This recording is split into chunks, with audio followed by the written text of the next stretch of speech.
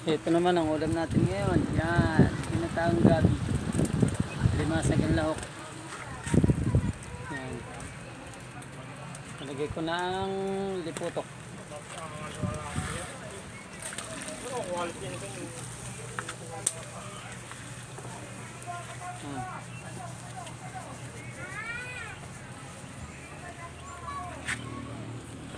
Yan ang ating ulam ngayon, tanghalian. Tanghalian ulit. Talimasag ulit.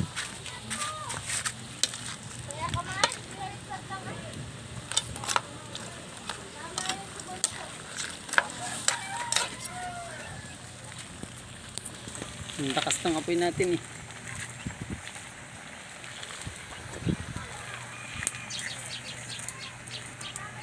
Dito kasi tayo sa kahoy nagluto at wala ng gatong. Wala ng gatong ang ating kalan. Yan.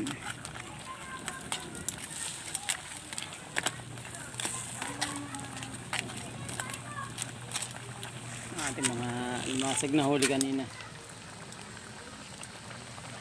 Hindi pa kakatihin na lang natin ng konti yan.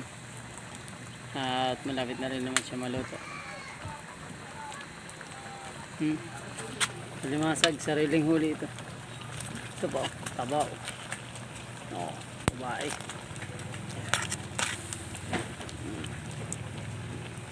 Yan.